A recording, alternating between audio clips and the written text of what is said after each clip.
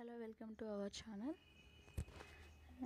ముందుగా మనం సున్నుండలు తయారు చేయడానికి కావాల్సిన పదార్థాలు చూసుకుందాం. ఇక్కడ నేను చూపిస్తున్న బౌల్ క్వాంటిటీలో తీసుకోండి, సరిపోతుంది. ముందుగా 1 కప్ షుగర్ అండ్ 1 కప్ నెయ్యి, 1 కప్ వచ్చేసి మినపప్పు. సేమ్ క్వాంటిటీలో తీసుకోండి.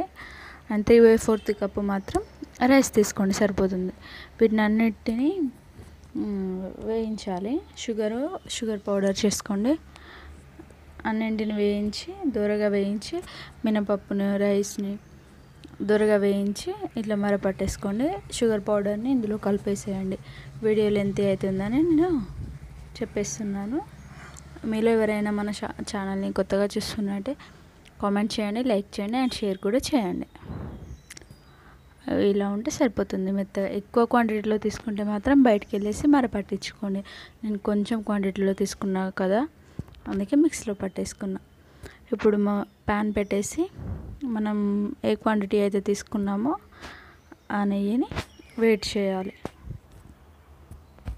చాలా హీట్ అవ్వాలి. హీట్ అయ్యే వరకు కలుపుతూ ఉండండి. ఇలా చాలా వేడి కావాలి. మనం తీసుకున్న క్వాంటిటీకి నెయ్యి సరిపోతుంది. లేదు పానకం లూజ్ అయిపోతుంది అనుకుంటే మాత్రం కొద్దిగా పోసుకుంటూ కలుపుకోండి. నాకు కొంచెం లూజ్ అయిపోయింది. నేను ఫ్యాన్ కింద పెట్టేసుకొని 1 అవర్ తర్వాత లడ్డూలు చేసేసాను, సున్నుండలు చేసేసాను.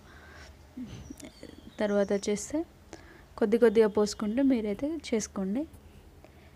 నాకైతే ఇలా వచ్చాయండి. చాలా టేస్టీగా, చాలా అంటే చాలా బాగున్నాయి. మీకు అవైలబుల్లో ఉంటే యాలకుల పొడి కూడా వేసుకోవచ్చు.